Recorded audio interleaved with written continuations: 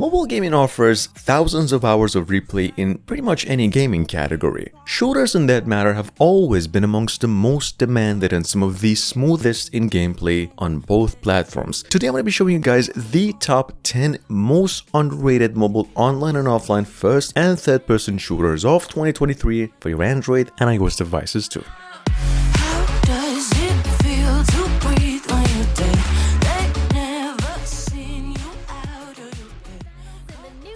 Will be more brutal.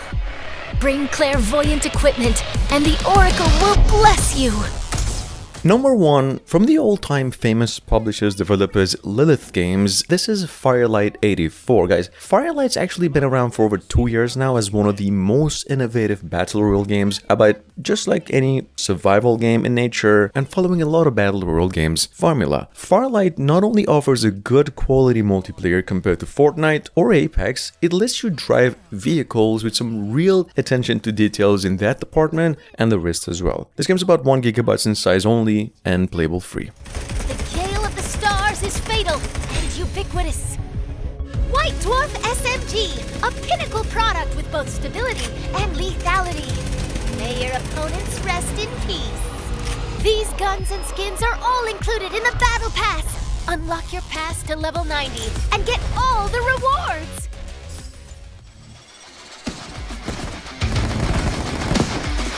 Coming up behind that from roughly 3 years ago, we've got over here Battle Prime. Battle Prime is a battle royale multiplayer, of course. It's a realistic game in nature, highly realistic third-person shooter, and I would like to think the kind you'd hardly find a better game in visuals, especially in this list. This game supports a controller. If personally I had to choose a game in the list with the feel of a console game, it would definitely be this, especially since the amount of bugs reported in it for the past few months has been so little to literally zero. Anyway, it's a free game. It's playable online and about 2 GB in size.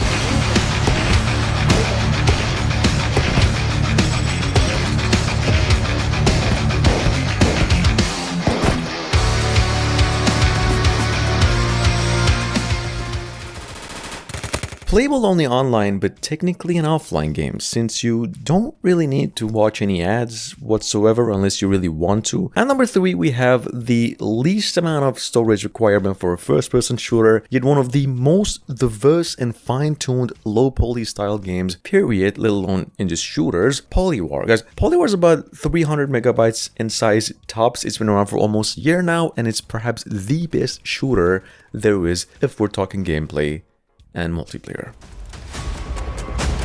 As single-handedly the best, literally the best offline first-person shooter on the Play Store. At number 4, we have a Combat Master Mobile. I kid you not, this game is made by an insane group of veterans, otherwise it would have been impossible to just be. I mean, if we were to apply that to the game's replay just delivering, I can't really for the life of me figure out why this game doesn't really have force ads, which I really hope it stays that way because it's literally the only game on the Play Store that isn't totally BS. If you want a legit AI and a good offline shooter, Combat Master it is.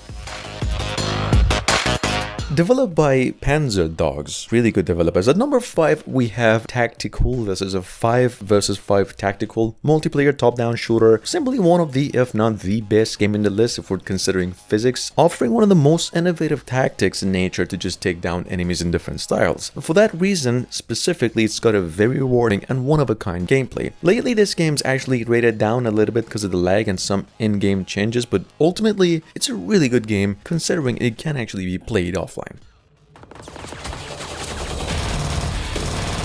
At number 6, we have New State Mobile, or technically PUBG. If you're looking for some legit gun shooting, the amount of details just put into guns in this game is absolutely insane compared to the rest of the list. It's basically PUBG's sequel, well, PUBG 2, and has a better gameplay and overall replay, and of course graphics compared to that. New State, not to mention, has the single best update and developer support these days, is getting new cosmetics, maps, and all-around gameplay improvements every week.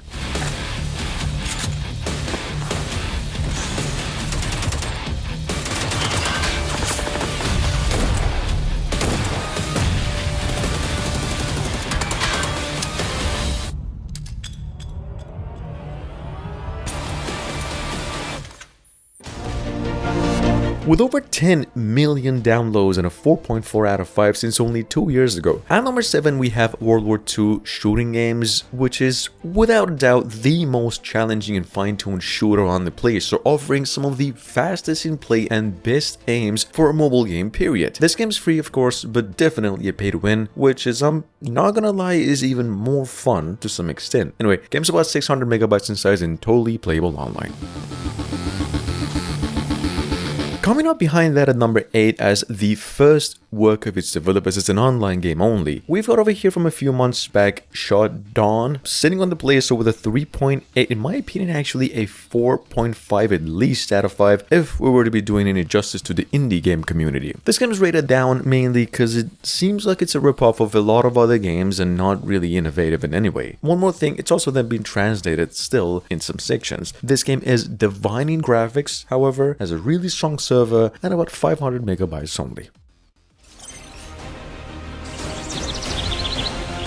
Coming out behind that with over 5 million downloads already, some 8 to 10 out of 10s on most critical websites, we've got over here Planet Reboot. Some of you might know this game by the name Reset Earth. It is now on the Google Play and the App Store, ready to go for free but still in development for a full English global release. You can play this game though in all regions. Planet Reboot is about 2 gigabytes in size, playable only online, and this is how it actually looks.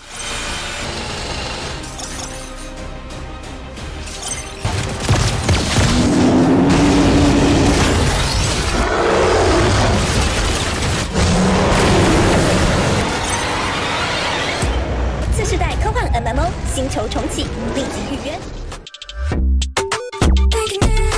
At number 10, from only a couple of weeks ago, we've got over here Risen Battle. This is an online multiplayer action shooter, sitting there with a 4.5 and 10,000 downloads already. Although coming from a rather unknown team, so it's one of the more underrated games that was initially sitting on the Play Store with a beta since February. In any case, it's a free game, supports a mouse and keyboard even, takes you down about 5 to 600 megabytes tops, and it is really bug-free.